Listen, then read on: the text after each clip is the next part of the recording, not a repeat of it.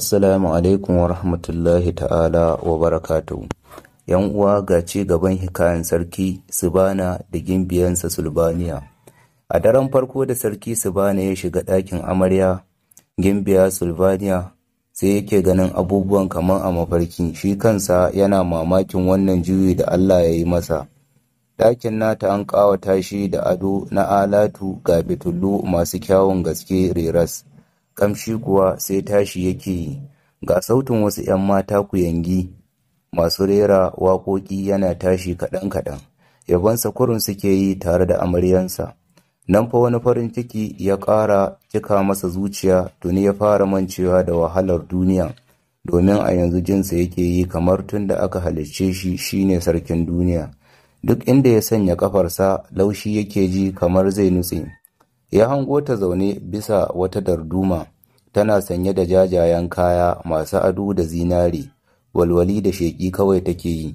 Gimbiya Sulbaniya ta yaya mayafin da ya rufe mata fuska gami da ɗago kanta sama kaɗan, ta dubi sarki Sibana, shi ma ya kalle ta, sannan ta dukar da kanta ƙasa tana mai cewa, marhaban ya kai sarki ɗaya tamkar da dubu, sarkin da adalcinsa zai gama duniya. Sunansa zai ratsa samaniya, izzarsa za ta wanzu har ƙarshen duniya.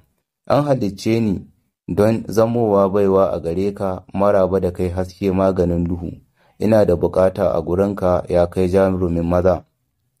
Sarki Sibana ya zura mata ido, ganinta yake kaman aljanna, kyawunta ya wuce a misalta, kallon ƙwayar idanunta kaɗai ya isa ya mantar da mutum wahalhalun duniya.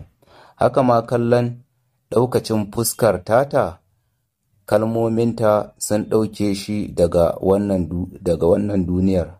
A halin yanzu jinsa yake kamar an yi masa hisabi yana cikin aljanna.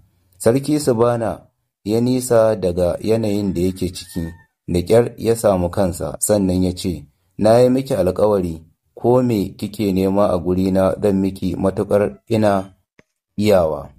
Daga nan gimbiya Sulbaniya ta fara bashi labarinta kamar haka, ya kai wannan sarki mafi karamci daga sarakunan duniya, ka yi sani cewa sunana Sulbaniya, mahaifina sarki Rama shi ke sarautar masarautar Ramayana da ke ƙasar Hindu, ya kasance yana faɗa aji da ƙarfin mulki, a yanzu haka ma mutanen ƙasarmu na ganinsa kamar wani mahalicci, tunda har bauta masa ake yi.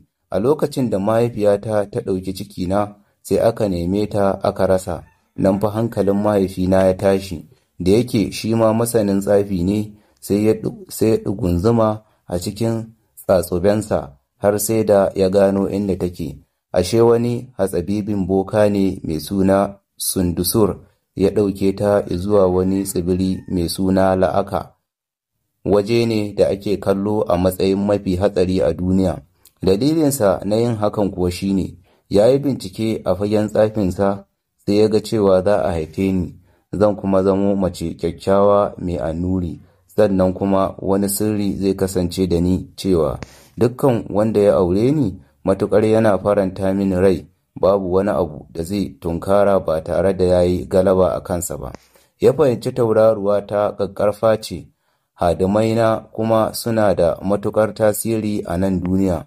Wannan lamari ya tayar da hankalin mahaifina matuƙa gaya, har ya rasa sukuni.